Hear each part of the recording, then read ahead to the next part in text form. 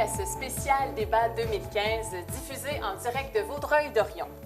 Un débat très attendu, le premier d'ailleurs en français dans la région. Je me présente, je suis Nathalie Poirier et c'est moi qui ai géré à titre de modératrice ce soir. Donc, sans tarder, je vous présente les 4 candidats qui ont répondu présent à l'invitation pour la circonscription de Vaudreuil-Soulanges. Tout d'abord, M. Vincent François du Bloc québécois. Bonsoir, M. François. Bonsoir. M. Marc Boudreau du Parti conservateur. Bonsoir, M. Boudreau. Bonsoir. M. Peter Shefki du Parti libéral du Canada. Bonsoir, M. Shefki. Bonsoir. Et finalement, M. Jamie Nichols du Nouveau Parti démocratique. Bonsoir, Bonsoir M. Nichols.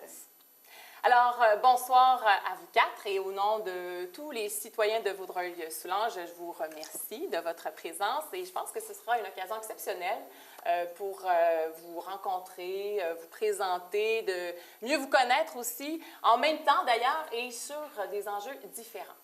Donc, à ce moment-ci, mesdames et messieurs, nous vous invitons à prendre connaissance des différents moyens afin de voir ou encore de revoir le débat de ce soir, car pour la première fois dans la région, plusieurs médias ont uni leurs forces afin de vous permettre un vote éclairé.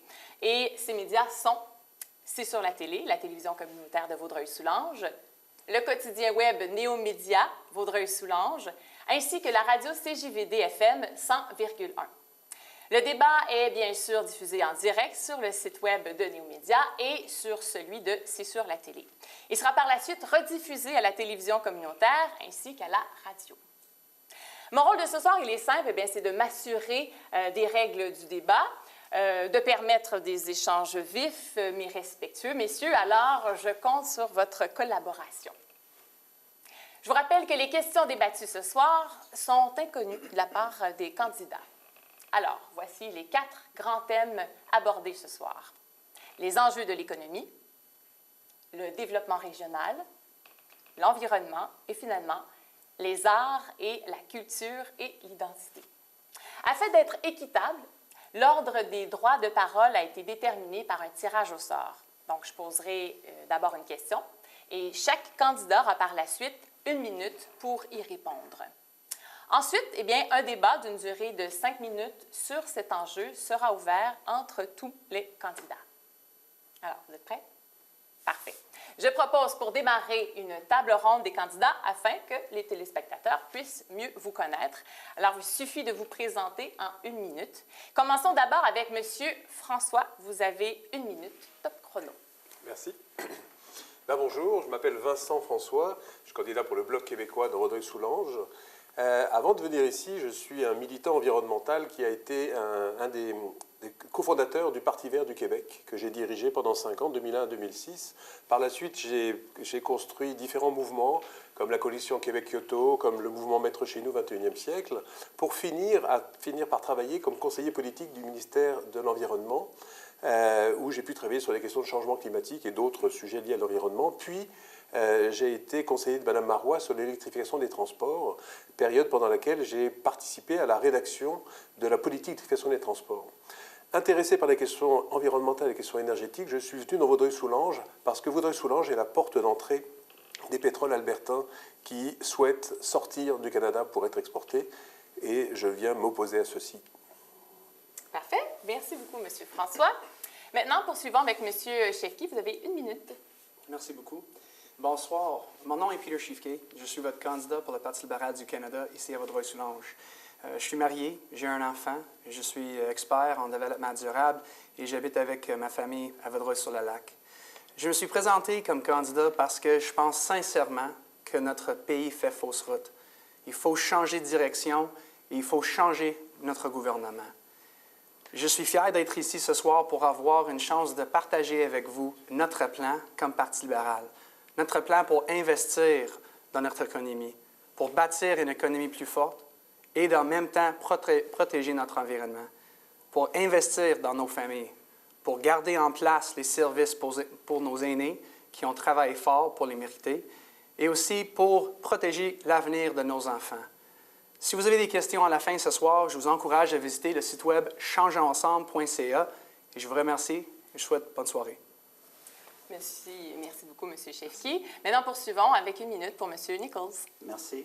Bonjour, je suis Jamie Nichols, le député sortant et le candidat du NPD dans Vaudreuil-Soulanges. Ça fait 4 ans que je suis le député de Vaudreuil-Soulanges. Je suis natif de Saint-Lazare-Hudson et ça fait 40 ans que ma famille est ici dans la région.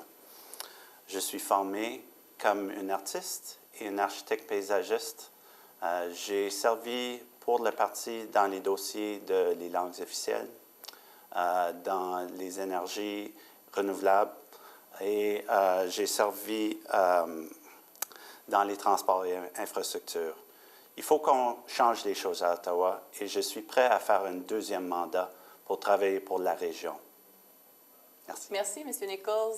Et à votre tour, M. Boudreau, vous avez 1 minute. Bonsoir, mon nom est Marc Boudreau. Je suis le candidat du Parti conservateur dans Vaudreuil-Soulanges. Je suis natif de l'île Perrot. J'ai marié Karen Cox, ma conjointe de Pincourt. Nous avons 3 enfants et j'ai grandi dans la région. Ma famille immédiate, autant la mienne que celle de ma conjointe, sont de la région. Ce soir, vous aurez l'occasion d'entendre 4 candidats. Je pense que Vaudreuil-Soulanges est privilégié. Nous avons des candidats de qualité. Chacun va vous proposer sa plateforme, va vous proposer des idées qui, de façon générale, sont des idées à bon escient, qui sont proposées de bonne foi dans l'intérêt de la population.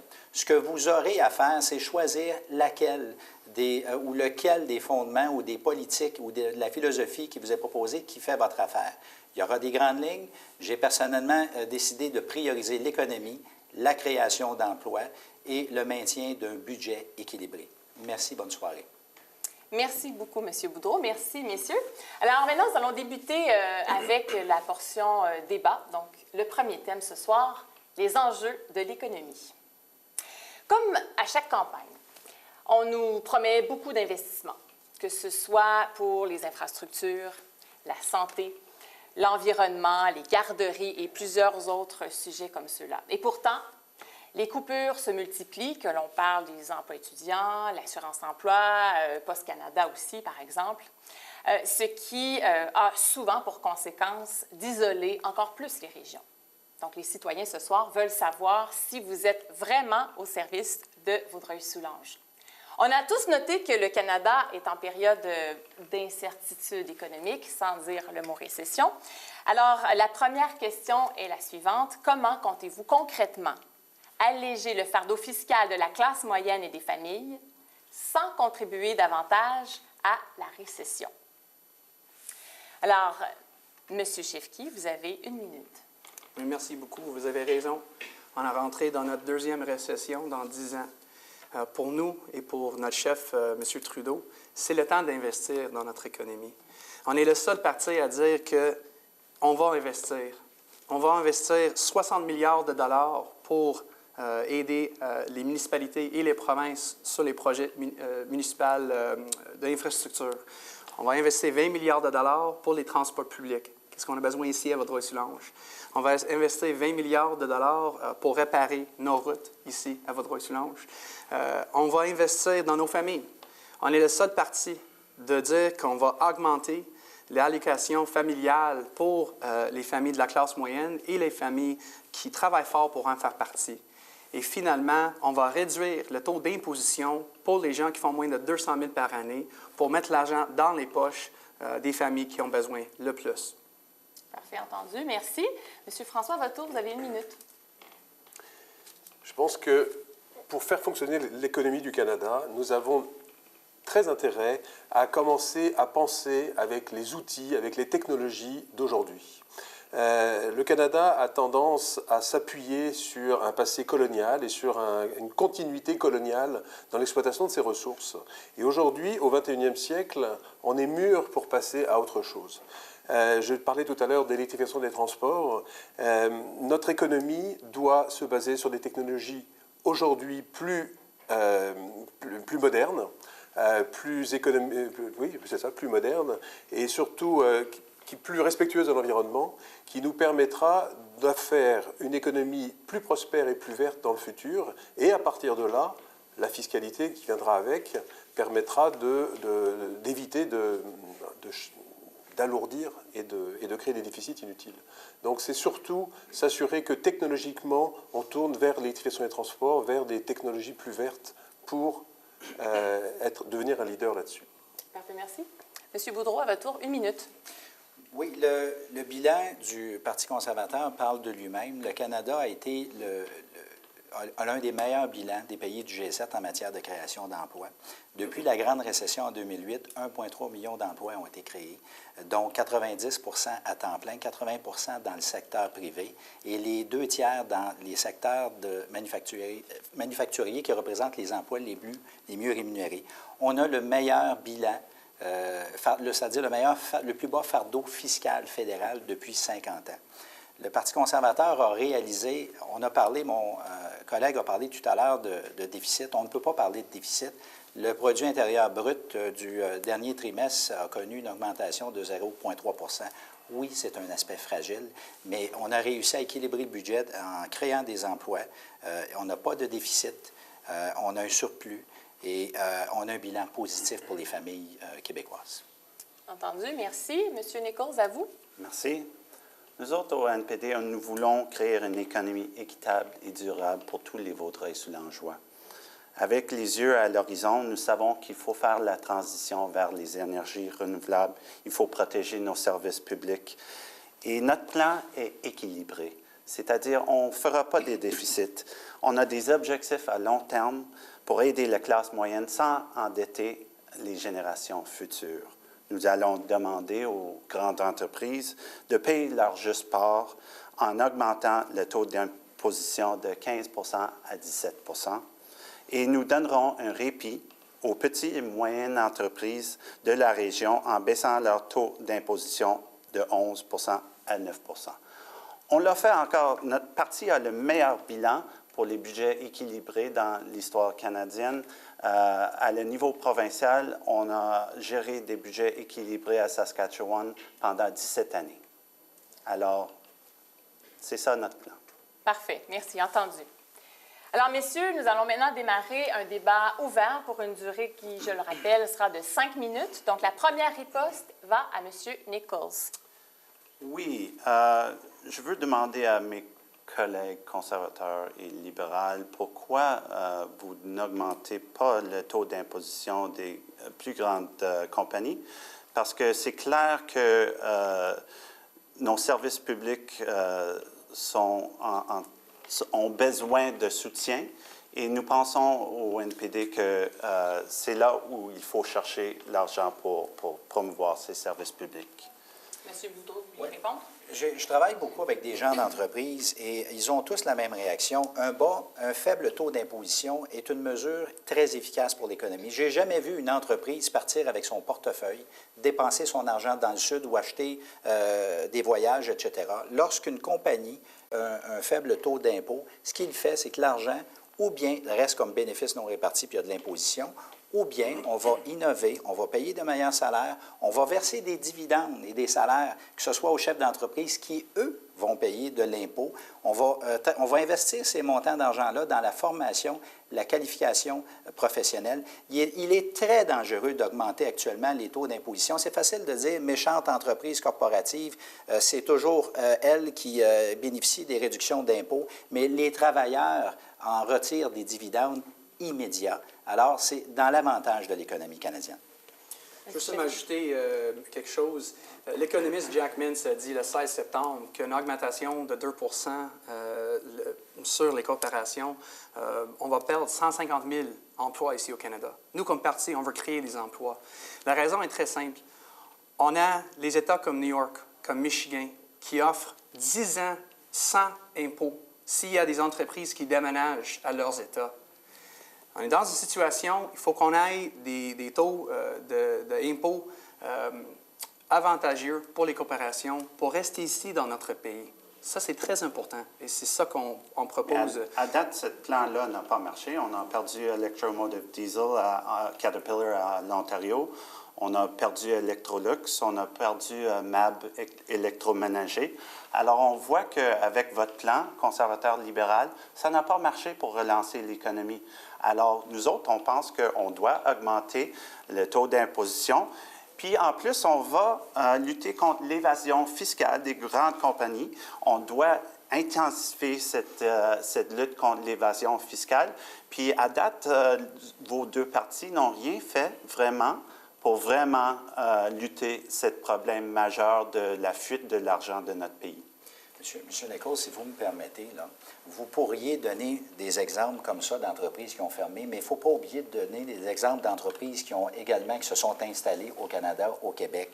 La réalité, quand vous dites que le plan n'a pas fonctionné, là, le Canada a été le dernier pays à entrer en récession et le premier à en sortir avec un système financier qui fonctionne. Alors, c'est important, ça. Je réitère, une entreprise ne va pas dépenser de l'argent. L'entreprise, si elle ne le paye pas en impôts, va transférer cet argent-là à des gens qui, eux, vont en bénéficier et qui, eux, vont payer des taux d'imposition supérieurs à ceux des entreprises. Mais M. Boudreau, il faut avouer qu'on a perdu 400 000 emplois au secteur manufacturier pendant les décennies de M. Harper. 1,3 million d'emplois créés depuis 2008. 1,3 million, il ne faut pas l'oublier, ça. 400 000 perdus. J'ai une question pour vous, M. Nichols. C'est quoi votre plan pour l'économie exactement?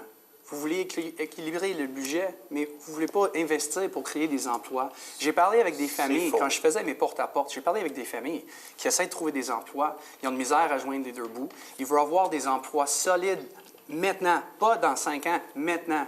On est le seul parti de dire c'est le temps d'investir dans notre économie. Il faut créer des emplois. Il faut bâtir une économie plus forte. Il y a 1,5 million de personnes à travers le Canada, plusieurs d'entre eux ici à Vaudreuil-Soulanges qui cherchent des emplois. Et vous ne proposez absolument rien pour les aider. Vous proposez des coupures de 6,5 milliards dans votre 4e année. Alors, c'est un plan à court terme. Nous autres, on a un plan d'investissement dans les infrastructures pendant 20 années. On a un plan pour investir à la transition. Vous n'avez rien proposé pour aider les familles. Laissez-moi finir, M. Chefki. On a un plan pour bâtir des infrastructures. On a un plan pour promouvoir le système de santé. On a un plan pour faire la transition vers les énergies renouvelables. Ça va créer des emplois. Peut-être ça va pas être vite comme le Parti libéral, mais on ne fera pas des coupures dans la 4e année. Ça veut dire quelque chose. Quand on rentre dans notre 2e récession dans 10 ans, quand il y a des gens qui cherchent des emplois maintenant, ils ont de misère à mettre une nourriture sur la table, votre réponse est qu'on va voir quelque chose pour vous dans 5 ans. On va faire des investissements. Non, on va faire des investissements dans la première année. Merci beaucoup, messieurs. Merci. Ce fut très intéressant, mais on va poursuivre avec, cette fois, le 2e thème. Alors, quel est-il, ce 2e thème? Eh bien, c'est le développement régional. On a hâte de vous entendre sur le sujet. Comme vous le savez, Vaudreuil-Soulanges est situé à la croisée de l'Ontario et du Québec, avec notamment l'avenue du pont de l'autoroute 30, les réseaux de chemin de fer, la voie maritime et plus de 85 des échanges commerciaux du Québec avec l'Amérique du Nord transitent en Montérégie, soit un corridor, bien sûr, de premier choix pour le commerce. Alors, le positionnement stratégique confère à la région de Vaudreuil-Soulanges une vocation logistique incontournable. On est tous d'accord là-dessus, messieurs. Le gouvernement du Québec piétine sur le dossier du pôle logistique depuis plusieurs années. La question est donc la suivante. Appuyez-vous l'implantation d'un pôle logistique dans Vaudreuil-Soulanges? Et si oui, comment comptez-vous faire passer ce dossier en priorité? Monsieur Nichols, vous avez 1 minute. Merci. Je peux dire que Vaudreuil-Soulanges a un énorme potentiel en termes de développement.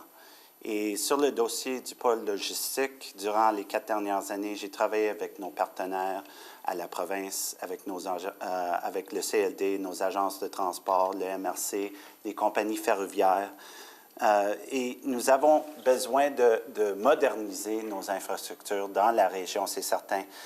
Je peux avouer que le CLD était déçu par le manque de financement du gouvernement conservateur par rapport au dossier de la porte continentale qui faisait part de l'idée de la pôle logistique.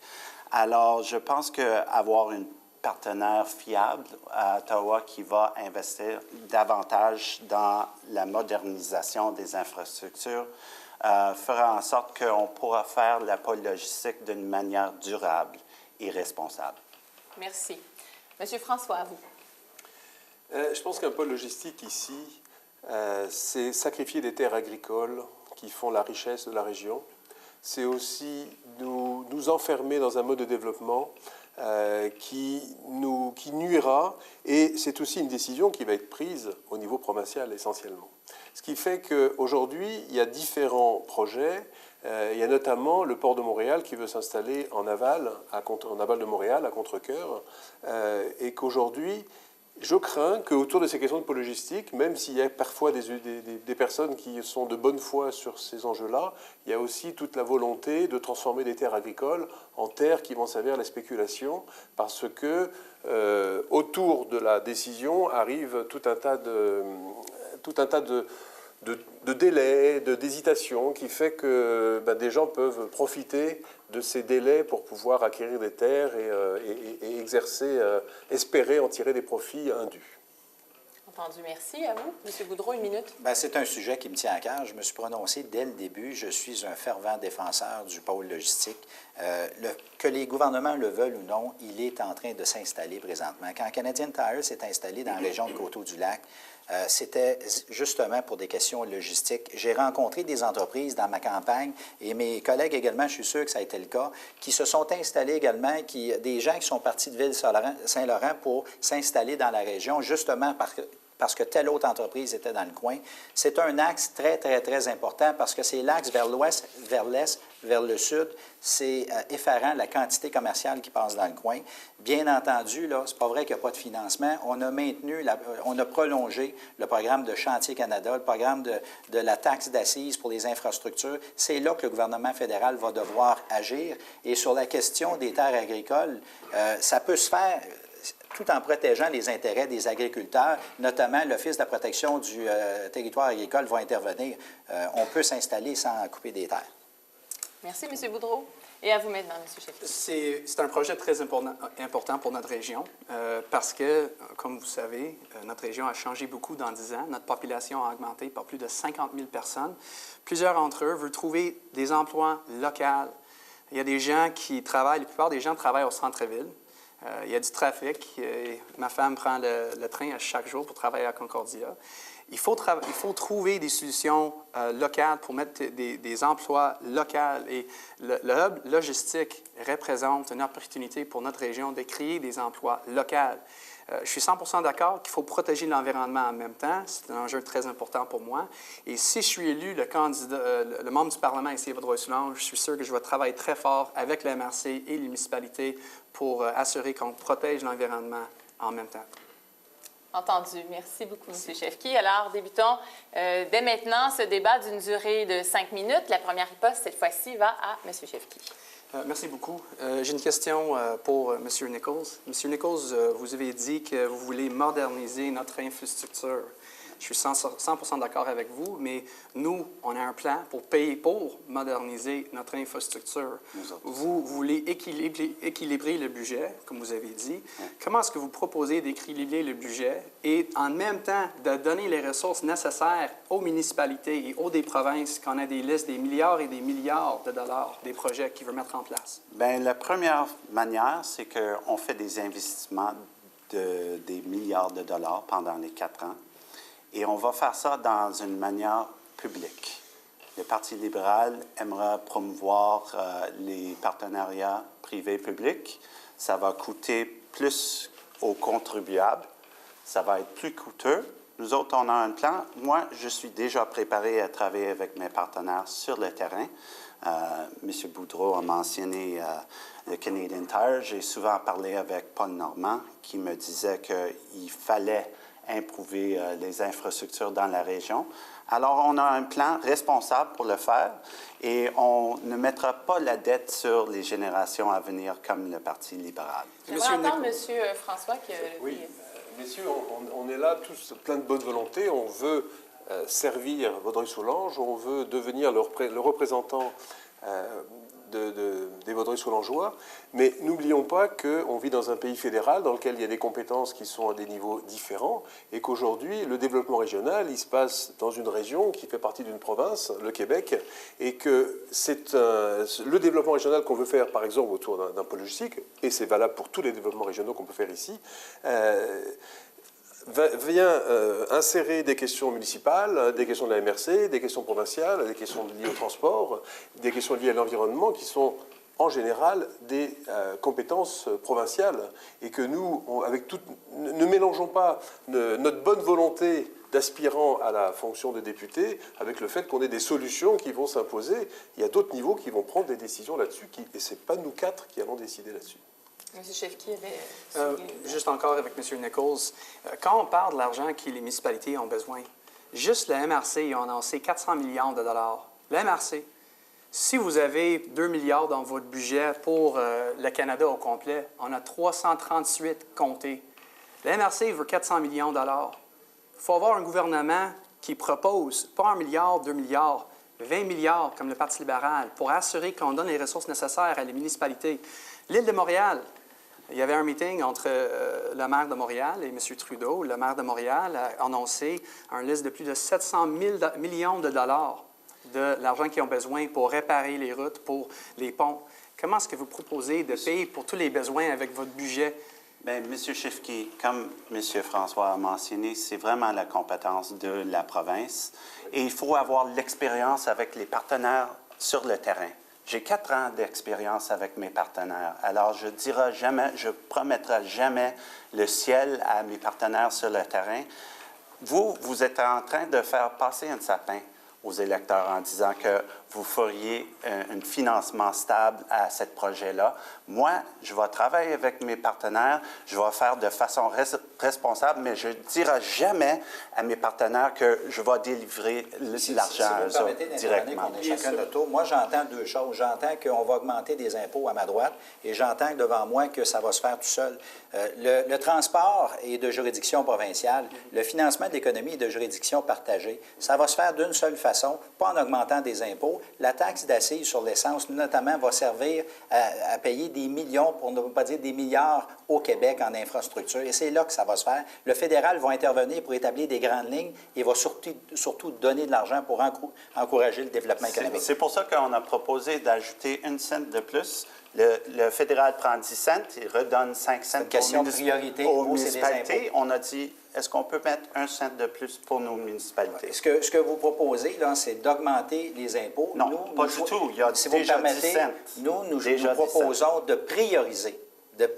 On pourrait vous offrir un paquet de programmes là, qui sont tous très bons. On a décidé de prioriser ceux qui vont être rentables pour l'économie, ceux qui vont créer de l'emploi, qui vont emmener de l'argent au moulin, qui vont générer d'autres projets par la suite. C'est beaucoup plus facile de faire ça que d'imposer des taxes additionnelles qui vont tuer l'emploi. C'est ça la réalité. Si on augmente les taxes, pas juste les taxes à l'impôt, j'entends qu'on va augmenter pas mal partout de la part du nouveau Parti démocrate. Là. Ça, c'est pas vrai. Ce qu'il faut, c'est stimuler l'économie en choisissant et en priorisant ce secteur-là qui va créer des emplois.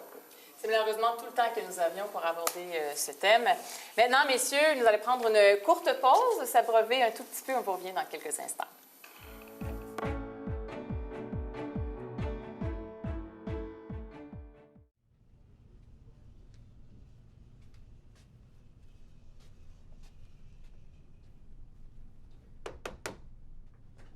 Ah, bonjour.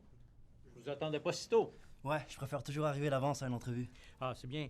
Écoute, j'ai 2-3 trucs à terminer avant de te rencontrer. Alors, je t'inviterai à t'installer ici et à remplir notre formulaire en attendant.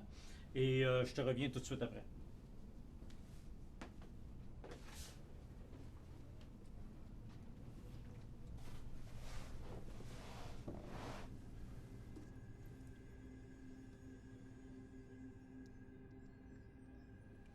Ça va? Ouais. Je veux juste être sûr d'écrire la bonne affaire. Dans Vaudreuil-Soulanges, plus d'une personne sur 2 a des compétences faibles ou très faibles en lecture et écriture.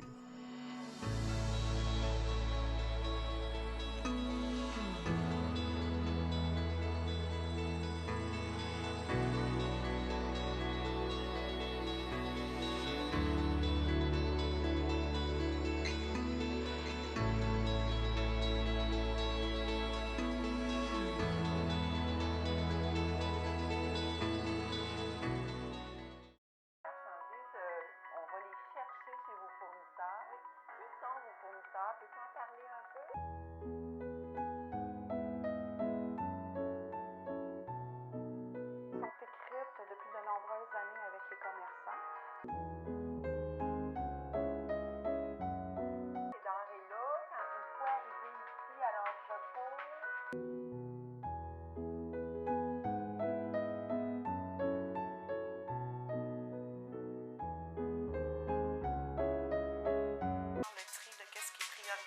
à être mis au frigidaire ou au congélateur d'abord. Et après ça, qu'est-ce qui est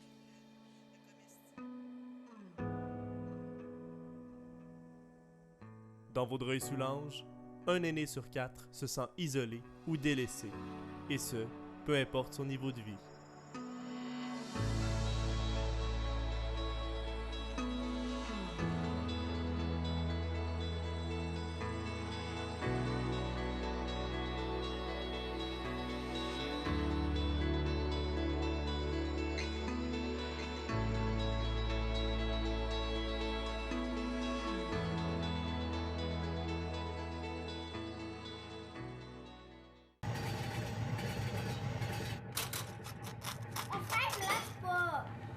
Arrête, lâche ta soeur, là, OK?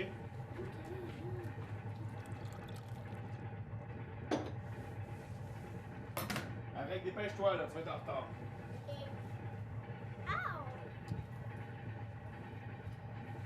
Allez, prends ton sac, tes souliers. Allez, dépêchez-vous. Bye! Bonne journée!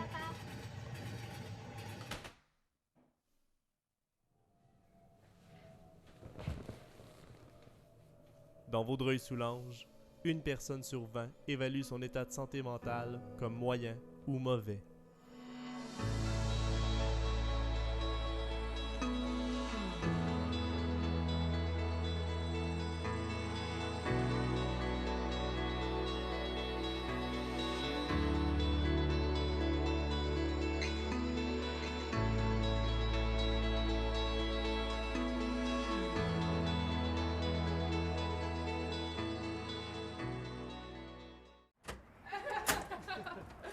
Ah, c'est tellement drôle, t'aurais dû y voir la face.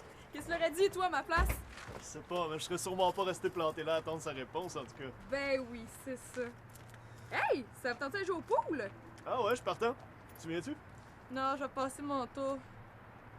Ouais, non. Chaque fois qu'on te propose quelque chose, tu dis tout le temps non. Viens non, ce serait cool. Je suis vraiment fatiguée, je vais aller chez moi. Comme tu veux.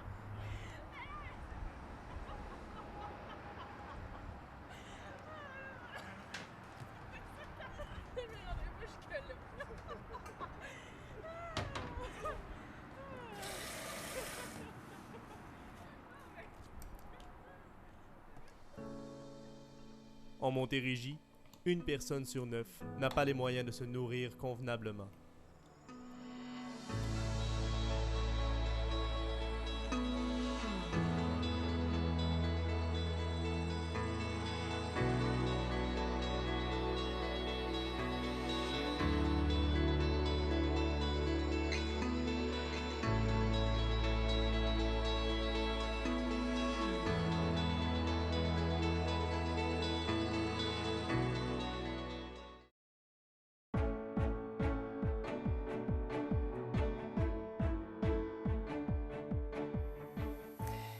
Nous sommes de retour au spécial débat 2015. Merci d'être avec nous et on m'indique que plusieurs citoyens réagissent en ce moment sur les médias sociaux. Alors, merci de votre présence. Continuez à nous écrire.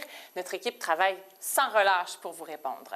Alors, messieurs, vous êtes prêts à poursuivre ce débat? Oui? Parfait. Alors, allons-y maintenant avec le troisième thème, l'environnement. Le 18 juin dernier, l'Office national de l'énergie a émis une ordonnance à la compagnie Enbridge d'effectuer 3 tests hydrostatiques à une pression de 100 % sur le pipeline 9B avant sa mise en service dans la région. 4 jours plus tard, Enbridge a soumis son plan pour les tests à une pression très réduite et l'Office a répondu favorablement à la demande.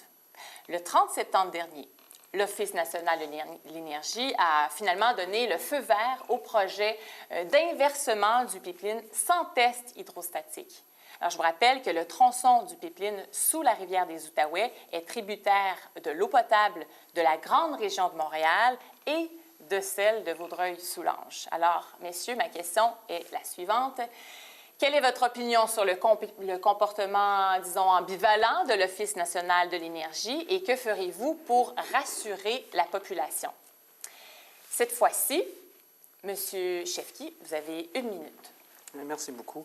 C'est dommage, mais c'est la réalité que l'Office national d'énergie, l'Agence canadienne d'évaluation environnementale a perdu de confiance du public, perdu de confiance de plusieurs des gens ici qui habitent dans notre région.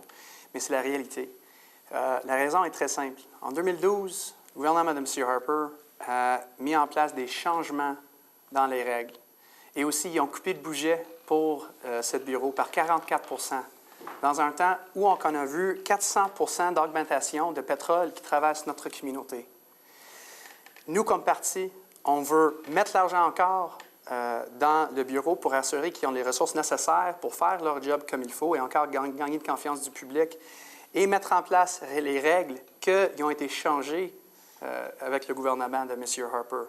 C'est temps de gagner de confiance du public encore. Si on ne gagne pas de confiance du public, on ne peut pas approuver les pipelines, les oléoducs ici à Vaudreuil-Soulanges. Entendu. Merci beaucoup, M. Chefki. À vous, M. François, à votre tour. 1 minute. Oui, Vaudreuil-Soulanges est la porte d'entrée des pétroles albertains au Québec et est destinée à l'export.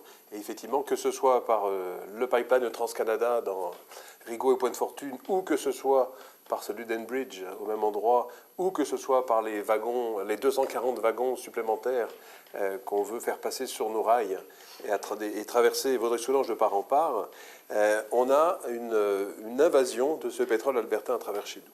Et le problème dans le cas d'Enbridge, c'est qu'effectivement, l'Office national de l'énergie est complètement déconnecté de la réalité du 21e siècle. Il est à la merci, ou en tout cas au service des entreprises pétrolières, et qu'aujourd'hui, on a la preuve du mépris fédéral sur le Québec.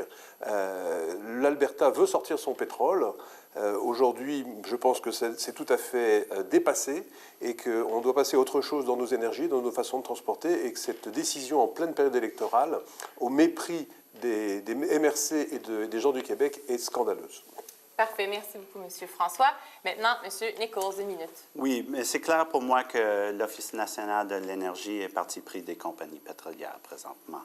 Et ça fait longtemps que les nominations des partis libéraux, partis conservateurs, mettent des personnes qui sont directement impliquées dans les compagnies pétrolières. La santé de nos eaux, ce n'est pas quelque chose de négociable pour moi. La ligne Enbridge 9B a été hors norme depuis 1999. Alors, c'est-à-dire que l'ONU n'a pas fait n'a pas pris ses responsabilités au sérieux. Et on voit que Enbridge, comme compagnie, a eu une évasion de ses responsabilités, non seulement sur le 9B, mais sur plusieurs oléoducs. Nous autres, on veut mettre en place un système de pollueur-payeur. On veut improuver le système, le régime d'évaluation environnementale. On va faire les changements nécessaires pour gagner la confiance des gens d'ici. Entendu. Merci, M. Nichols. À vous, finalement, il importe de préciser que le gouvernement actuellement ne prendra pas de décision avant d'avoir une révision complète des normes. Il a confié mandat à un organisme indépendant. On a beau dire ce qu'on voudra, l'Office national de l'énergie est un organisme indépendant qui est chargé de procéder à l'enquête.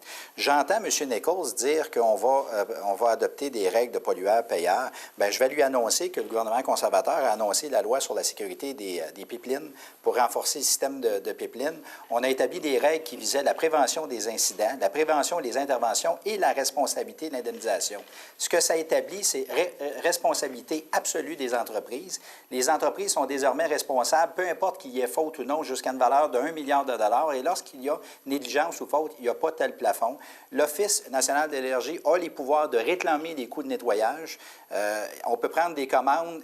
Le principe de pollueur-payeur est déjà en vigueur. Donc, je suis content que M. Nichols soit d'accord avec cette proposition-là, mais il devrait savoir que c'est en force actuellement.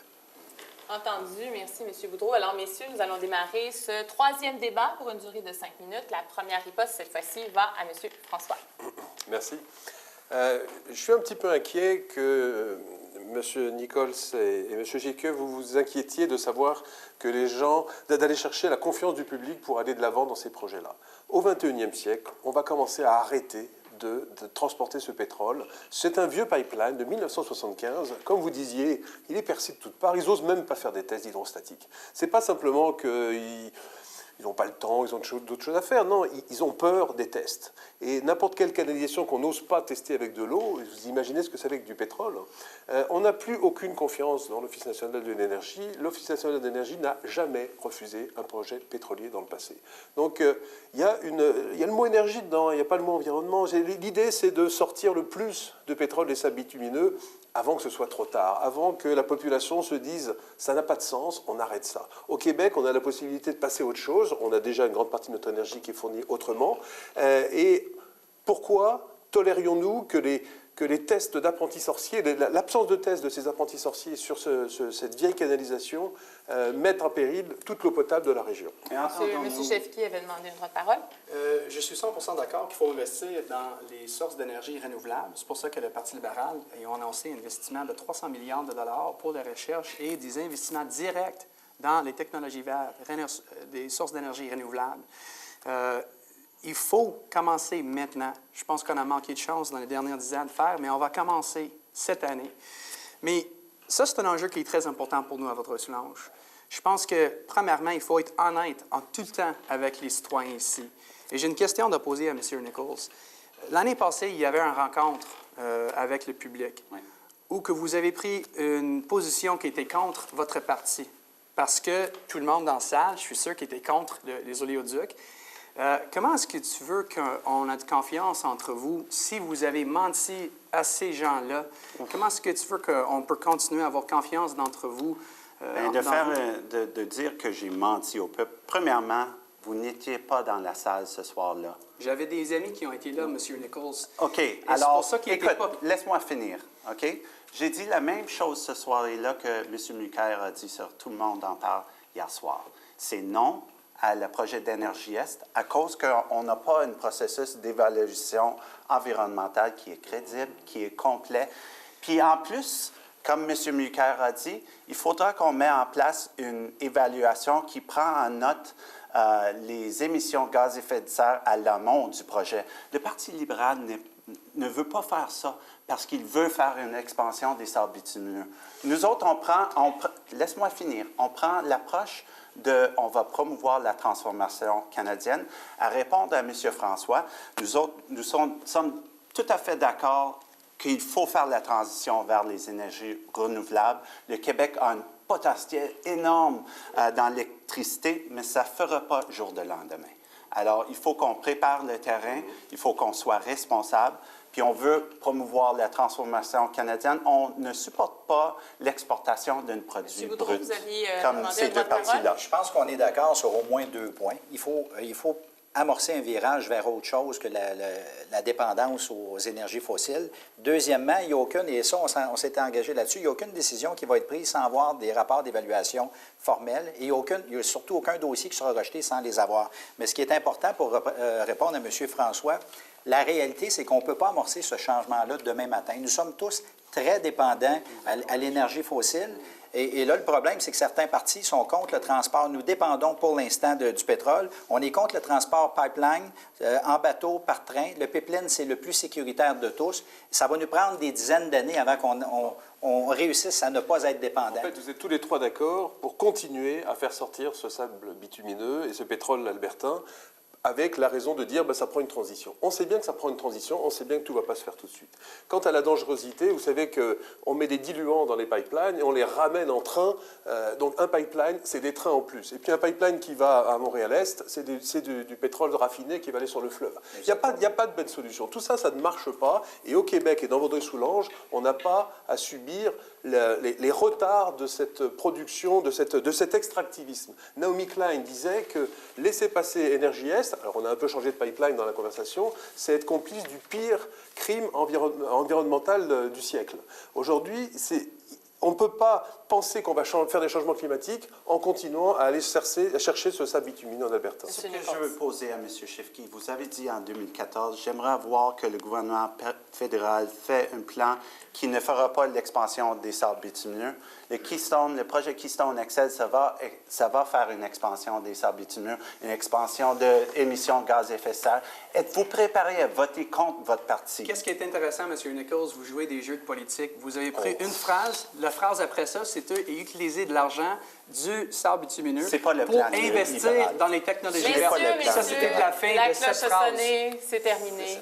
C'était notre conclusion pour ce troisième débat. Sujet, hein? Ah oui, c'est un beau sujet. On aimerait vous entendre encore des heures et des heures. à tout le monde. Hein? On reste après puis on continue à jaser. Ça vous va? Parfait. Alors, nous allons maintenant poursuivre à une autre question. Notre dernier thème, quatrième segment, donc celui sur les arts, la culture et l'identité. Donc, vous savez, les arts et la culture, c'est en quelque part le reflet de l'identité. C'est justement cette diversité qui la rend si riche et si précieuse aux yeux des citoyens.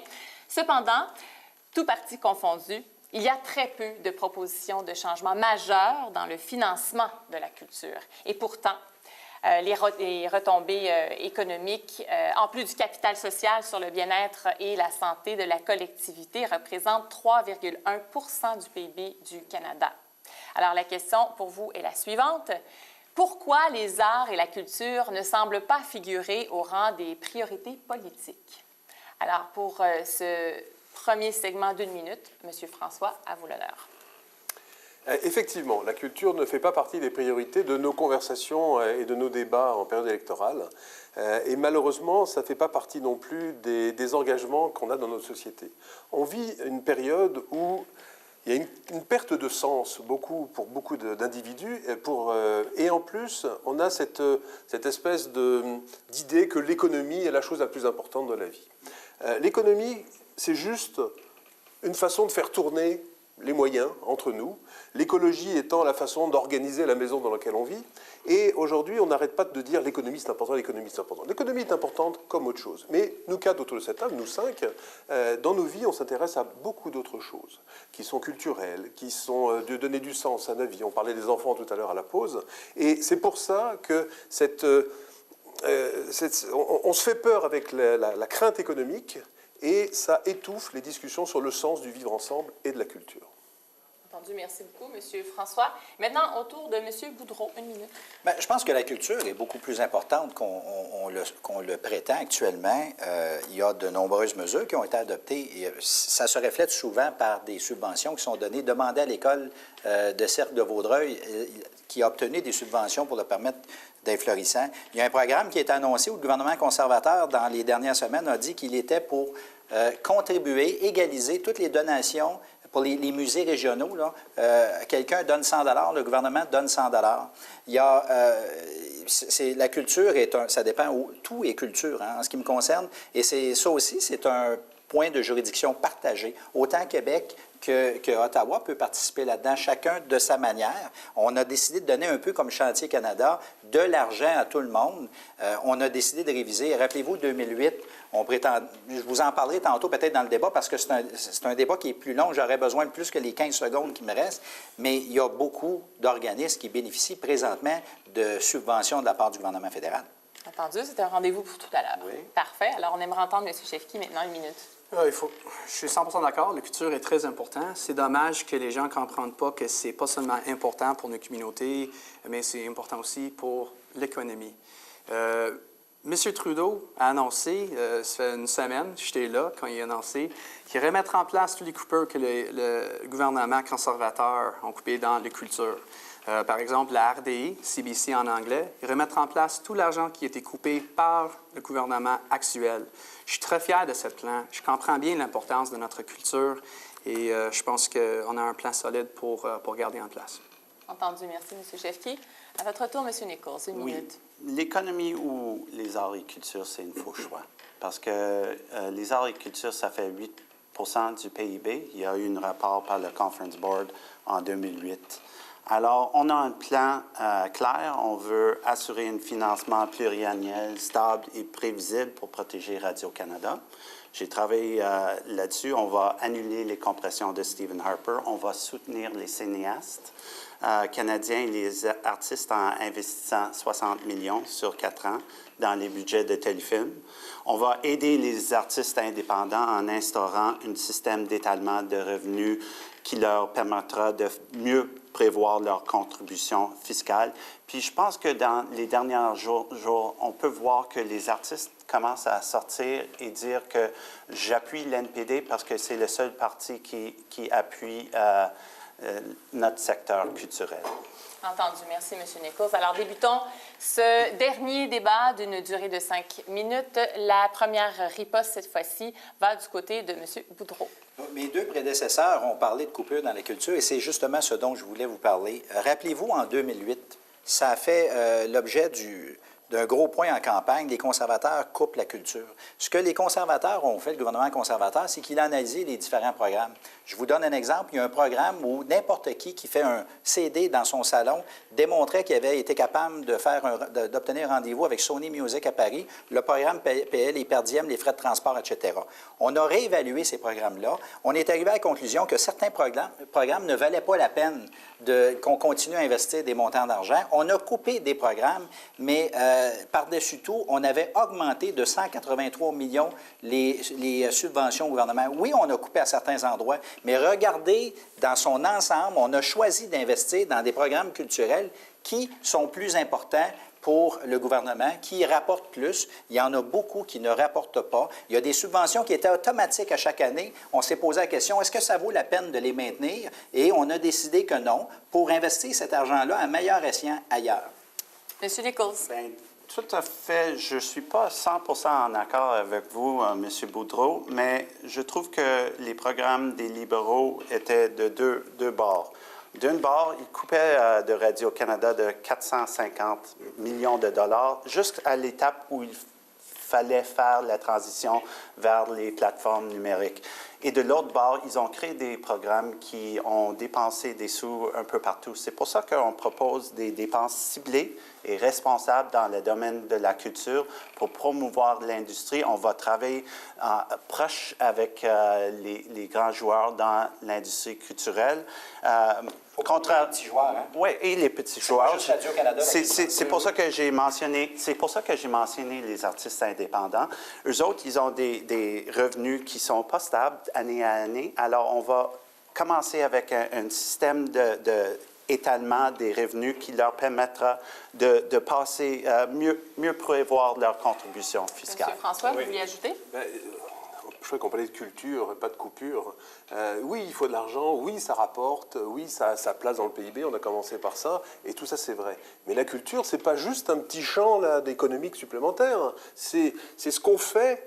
C'est ce qui reste quand on a oublié tout ce qu'on sait. C'est ce qu'on fait en dehors de nos activités économiques. C'est ce qu'on fait aussi en dehors de nos activités économiques. C'est ce qu'on fait en famille, c'est ce qu'on fait dans la musique, c'est ce qu'on fait. C'est ce qui nous fait vivre ensemble. On ne vit pas ensemble parce qu'il y a des PIB ou il y a des bottom lines sur des trucs comptables. Donc il y a ça aussi. Je veux dire, au Québec, dans Vaudreuil-Soulanges, on a une culture, on a une façon de faire les choses, on a une façon de se comporter entre soi. Et c'est vrai que, vous voyez, dans un débat où on commence à dire que ça n'a pas beaucoup de place, on le ramène à des questions de coupure qui sont légitimes, mais qui ne sont pas essentielles. Monsieur Chefkin, vous n'avez pas entendu sur le sujet? Seulement à dire que la culture ici à Vaudreuil-Soulanges est une richesse pour notre communauté. C'est pour ça que 50 000 personnes y sont venues ici pour déménager ici avec leur famille. Il faut le protéger. Et on a un plan en place pour le faire. Et je suis fier de notre plan. Super. M. Nichols, vous voulez ajouter? Bien, au sein du Comité des langues officielles, j'ai proposé un financement élargi pour les communautés francophones hors Québec. Ça fera en sorte qu'on créera des infrastructures hors Québec pour des artistes francophones, pour avoir des places où les artistes québécois, québécoises pourront aller pour performer, pour faire des vernissages. Et ça va ça va accroître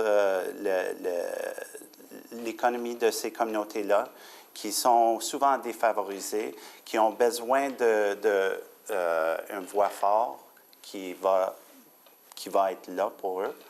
Alors, on a proposé ça, puis on va faire des propositions certainement au gouvernement qui va faire en sorte de promouvoir le secteur tout à travers le pays. La question de culture, ce n'est pas juste une question de coupure, c'est une question de choix. On peut se poser la question, est-ce que des subventions sont mieux investies chez Radio-Canada, chez Cavalia, chez le Cirque du Soleil, le Moulin des images de M. Lepage, ou c'est mieux investi dans des petites entreprises culturelles comme le Cirque de Vaudreuil ou ailleurs? Ce sont ces gens-là qui ont besoin. C'est beau investir dans le festival de jazz, etc., mais on investit pour les profits de leur organisateur, alors que ce que nous, on a choisi de faire, c'est d'investir dans les petites entreprises culturelles pour leur permettre d'émerger. C'est une question de choix, ce n'est pas une question de coupure. Il nous reste quelques secondes sur le sujet. Juste pour ajouter quelque chose, M. Boudreau, je suis 100% d'accord. Il y a des investissements qu'on peut faire, comme Cirque du Soleil. C'était 1 million que M. René Lévesque a mis dans Cirque du Soleil. C'était un des meilleurs investissements du gouvernement provincial en histoire de notre province. Eh oui, c'est vrai, c'est vrai. Et monsieur, ce fut très intéressant de vous entendre. C'est déjà terminé, ça passe vite en bonne compagnie, comme on dit. Eh bien, c'est sur cette note que se termine le débat. Alors, vraiment, au nom de tous les citoyens, merci de votre présence parmi nous ce soir. Ce fut vraiment un privilège de vous entendre tous sur différents enjeux et en même temps, vraiment, c'était très éclairant. Soyez certains qu'on va suivre le reste de vos campagnes sur nos différentes plateformes, d'ailleurs, grâce à nos collègues de la C'est sûr, c'est sur la télé, de Néomédia Vaudreuil-Soulanges et de la radio CJVD. Un merci tout particulier à toute l'équipe technique. Quant à vous, chers citoyens, j'espère que ce débat vous aura éclairé dans votre choix et surtout motivé à aller voter le 19 octobre prochain. Merci d'avoir été avec nous. Mon nom est Nathalie Poirier et je vous souhaite à tous une bonne fin de soirée. Au revoir.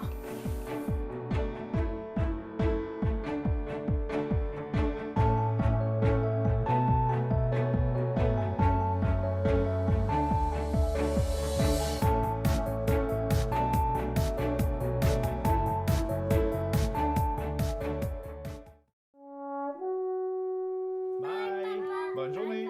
Elles arrivent au printemps sur les ailes du vent, par les routes de l'air. Drôle de géométrie, c'est un fil qui les lie dans leur vol angulaire.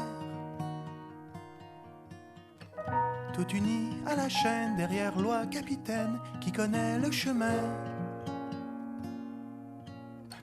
Le nid originel, la toundra les appelle et guide leur instinct.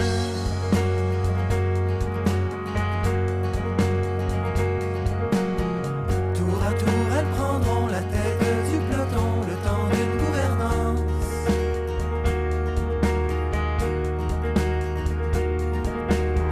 Jusqu'au bout de leur force, elles bomberont le torse pour que le groupe avance.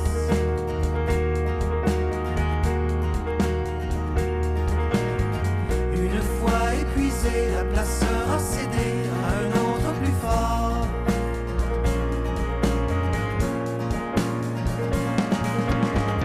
Et le chef volatile prend la queue de la file, fier de tous ses efforts.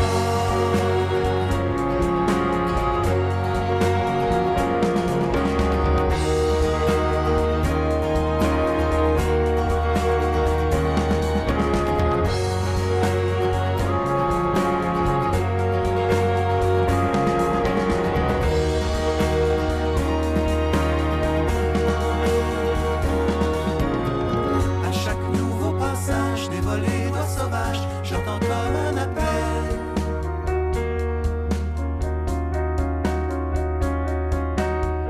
Une voix qui me répète que malgré les défaites, on a encore nos ailes.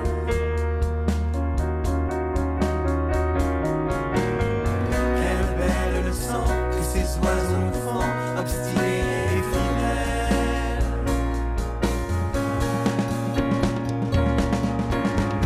Donne-moi qu'on se console et qu'ensemble on s'envole dans les drobles du ciel.